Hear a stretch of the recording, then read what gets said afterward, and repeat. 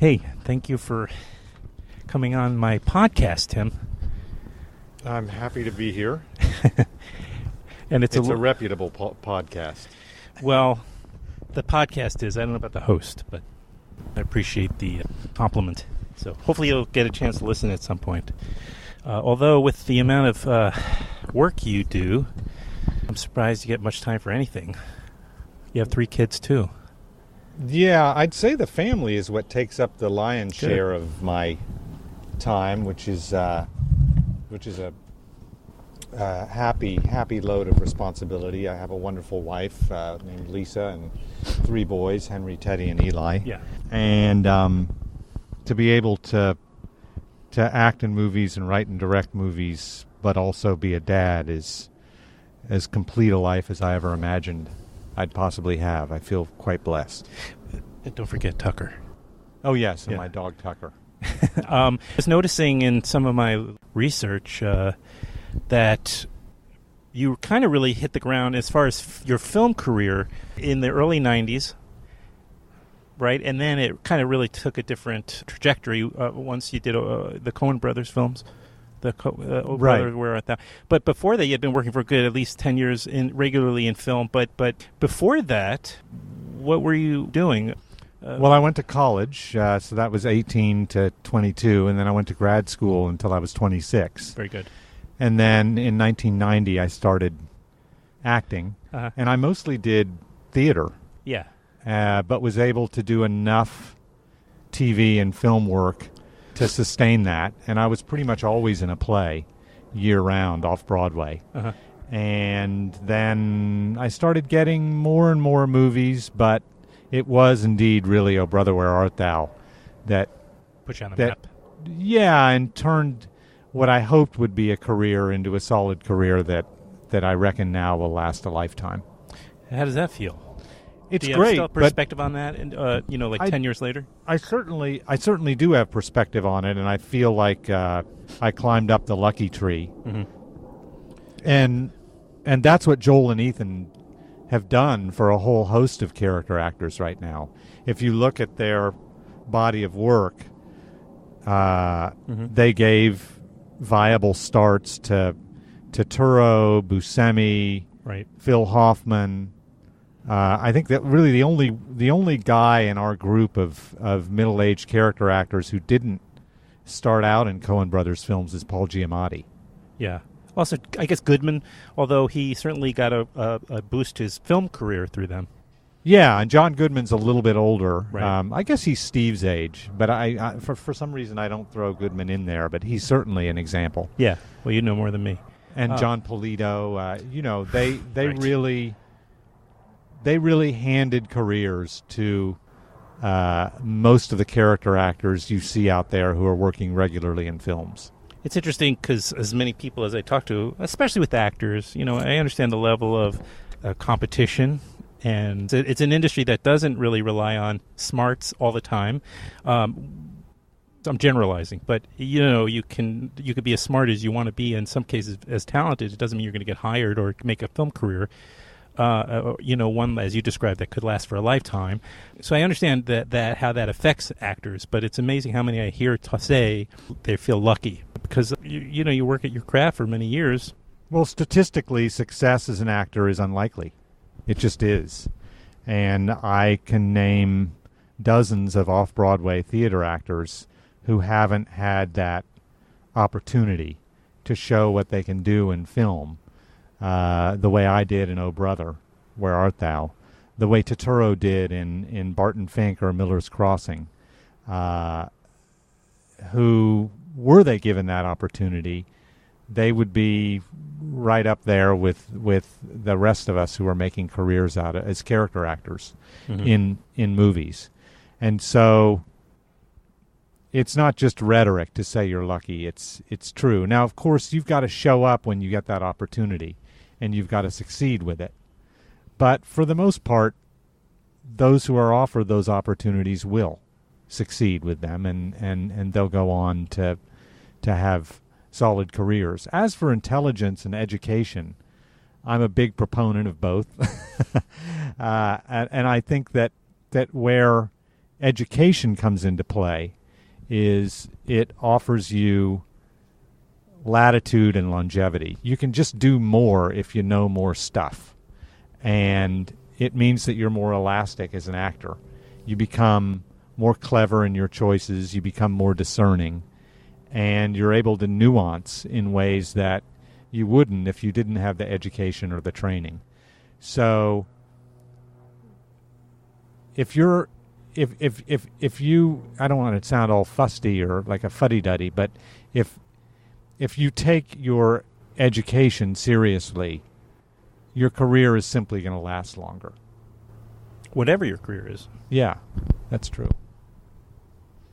By the way, fuddy-duddy is my demographic, so don't worry about that.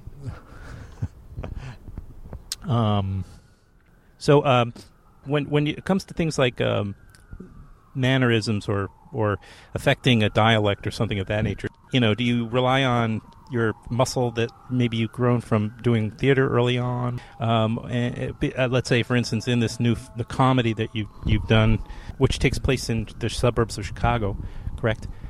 And so you have the Chicago accent, dialect down to perfection. Thanks. I mean, maybe just a little animated so people know that you're born and bred Chicago, guy. But yeah, it's it's a strong choice anyway, and hopefully it works. I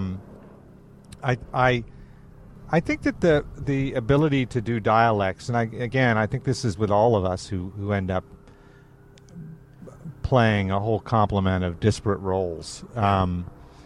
This is true. It starts early on when you're just playing around and imitating relatives and imitating people in the regions and region in which you grow up. Which yours is Tulsa, Oklahoma, right? Yes, Tulsa, Oklahoma, but with lots of Jewish relatives from Central Europe. Mm-hmm. And so I grew up imitating them and imitating our rabbi, and then interviewing, and then imitating and interviewing actually a lot of locals and recording their voices and trying to pick up their cadences and just doing it for fun. And then once I went to drama school, I had the opportunity to learn how to control it and focus it and work with really specific dialects and make subtle changes that in a general dialect that might specify a character. But originally it was just fun and games and not knowing I was doing so at the time. Yeah, pretending, but training my ear. Are you a musician? I'm not. I sing a little bit. I'm raising a musician right now, and watching what he does and what he puts himself through and also the talent he has, I would never, ever take on that. I would never give myself that title. Absolutely not. I'm not a musician. I guess I ask because those things often will go in hand. Perhaps if I'd practiced piano, I'd be able to play the piano, but a musician I was never going to be. I wonder if when you get a dialect down, like for instance, the Adventures in the Sin Bin, for instance, since that's one of your latest projects, does that help? Does it help you find the character? It's sort of like it may sound strange to those, but for somebody like me, I get that actually really be a major help, just finding his voice, and then all of a sudden the rest kind of comes a lot more smoothly. I'd say the voice is often the way in for me. Is it? And that's a strength I have as an actor, but it's also a weakness. Sometimes I look at my performances and feel like the voice doesn't have much to do with the body, and that I could do a much better job of unifying the two, making it feel like you're looking at a whole person, right, rather than what I think happens sometimes, which is that there's this voice that's detached from the rest of the physical being I'm trying to create. And I guess if I want to really work on anything in the next couple of decades as an actor, it's getting it all to come together. But yeah, I love starting with the voice and the dialect. It's a very comfortable place for me. I know that you not only are in this new film we've been talking about, which I think is opening actually Friday. Yeah. couple of days. And it'll also be on demand. But you also were recently in Blue Caprice. And it's funny, we're sitting on a terrace here. I had Ron Simons, who was a producer on Blue Caprice, and we were sitting on his terrace not that long ago, actually, talking about that film.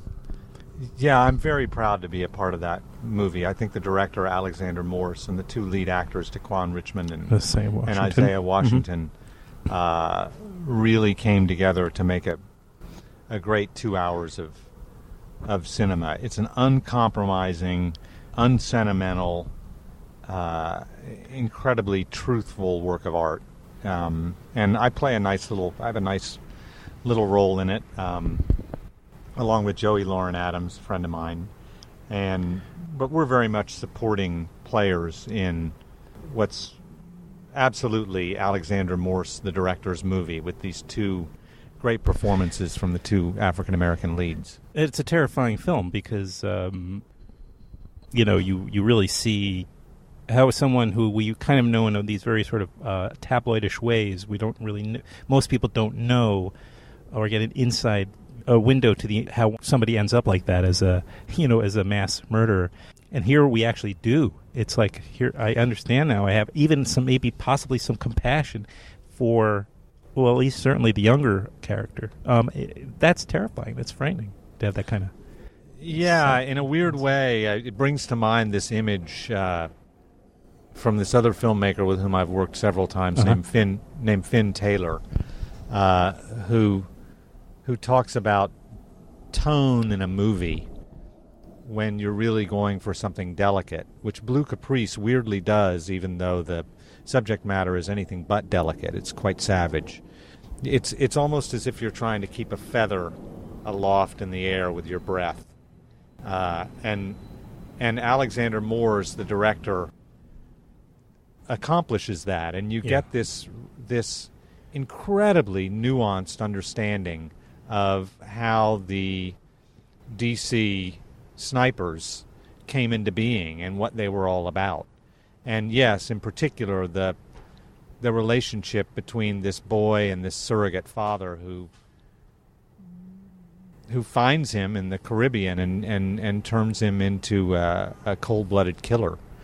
And it's a gorgeous movie. Well said. Also, describe, you're also in As I Lay Dying. You're also in that. Yeah. How'd that come about? Well, that's a Rabbit Bandini movie, which is James Franco's collective/production company. And there's a group of us that makes these movies under James's authorship and direction. And we've just finished Sound and the Fury about a week and a half ago. Actually, we finished shooting the first half of it, and we're going to come back in January and finish the rest of it. And we did As I Lay Dying. We also have Child of God and Bukowski in the can. And these are these films that James Franco puts together, often with money from his own pocket. From his syllabus. Yeah, from his syllabus. Yeah. And he completely controls what they are, how they're made. He uses the same crew, largely the same troupe of actors. And I have, again, the word luck comes into it. I have lucked my way into that collective, and I'd go anywhere for James and do anything for him. I think he's an extraordinary force. And As I Lay Dying is a movie that's out right now based on the novel by William Faulkner. Yeah. And it'll also soon, I guess, be on demand. But right now it's in theaters. And it's an extraordinary work. For anybody who's read that novel, I couldn't recommend the film highly enough. Which is, always those Faulkner novels have always been considered unfilmable, as people like to say. But that must be very gratifying to have been in a successful adaptation. Here's a Faulkner novel that has a pretty straightforward plot. And we're a filmmaker to dispense with Faulkner's literary conceit of telling the story through 15 different first-person narrations, and just make a movie from an omniscient point of view of what happens with this family traveling across the state of Mississippi trying to bury their mother, you could make a creditable mainstream film out of it. But James wanted to make a film that answers the literary ambitions that the novel had back in in the early 30s. And so he made an experimental film, which is, I dare say, every bit as daring for being a film as what Faulkner did with the novel. Now, I'm not putting James up there with William Faulkner, nor would he. So please don't. I guess this is a podcast. Well, please don't edit the second half of this out. Sure, no. Which is, I'm not saying James is a talent at the level of William Faulkner. I would never say that, nor would he, obviously. But he took the road less traveled by and made an experimental film. And it's incredibly rewarding. And it really does, in the film medium, answer a lot of the challenges of the novel for the audience. I mean, it's coming around that he's essentially an experimental filmmaker, isn't he? And, he is, although, this movie we have coming out, Bukowski, is not so experimental. That's pretty straightforward. But Sound and the Fury, that's quite experimental, as the novel was. So I'm eager to see what he's going to make out of that. A lot of these movies are, end up being made in the editing room. We don't have a ton of time left, but I just wanted to gauge a little bit of your sense of where independent film is at in a way. It's a lofty question, but it's been this ongoing story where nobody knows how we're going to see films and what the future looks like. But it seems, of course, on demand is not going anywhere. The independent film exhibition is shrinking in terms of theaters. It continues to shrink. I think your neighborhood was supposed to get an Alamo Draft House, and I was an investor in that, and then now it seems like it's not going to happen. I hope you get that money back. No. Only if it's made. If they I understand. Put the theater in. There is one or two coming, but still, in all, I mean, we need about a good handful of those. We have like a few theaters that play films that they're all distributed, of course, but, we get these mid-sized, independent, spirited films, but, not much else. And so, and even if most people around the country even aren't that lucky.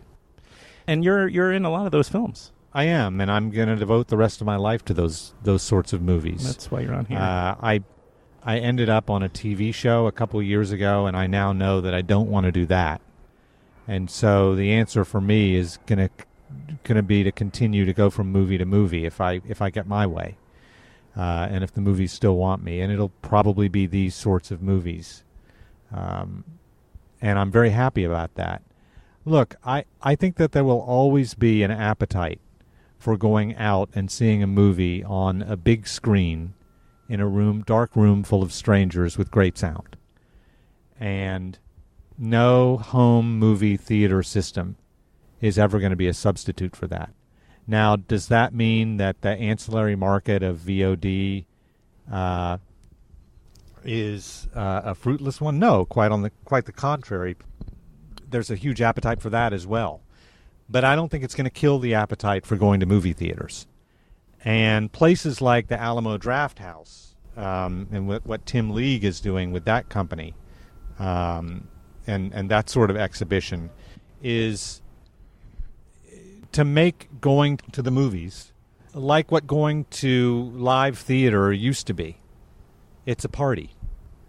You can go and you can drink and you can have a decent meal, and you can be with a group of people with whom you come together for a collective social experience.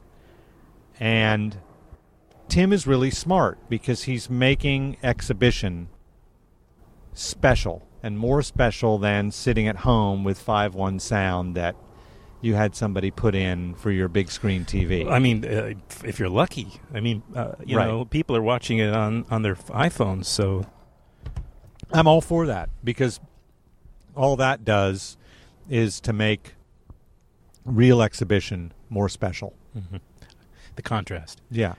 And also keep people of the mind of seeing films maybe in general. I don't know. Remember also that, as I'm sure you know from the amount of interviews you do and the sorts of movies that you're watching and the changes you see in that regard, that it's just cheaper to make movies now. And so the technical apparatus has democratized the making of films. Now, I'm just about to go into... I'm in pre-production for a movie I'm making in New York right now. And because of digital photography, we're going to be able to make it at about half the price that 10 years ago I would have made it for. And if that's true about me, and I've got all these, I've got a lot of actors in it, and we have a lot of different locations, for a far smaller scope and with far fewer locations and fewer cast members, somebody can make a movie for just several $100,000 quite easily. That's what James Franco is doing. And they're really interesting films. And it's responsible because you're making films that will make money. Hopefully, I mean they don't necessarily always make it, but that's your goal. It's not to overextend yourself financially, screw your investors, etc. So it seems like it's a model that is more responsible as well. Is it also true that with the Coen brothers, with Llewyn Davis, I think is that their first done not on film? Yeah, that is digital. Yeah. So we know if that's happened, we are certainly in the new time. And they're editing non-linearly, too, so they don't use the Steamback anymore. I see.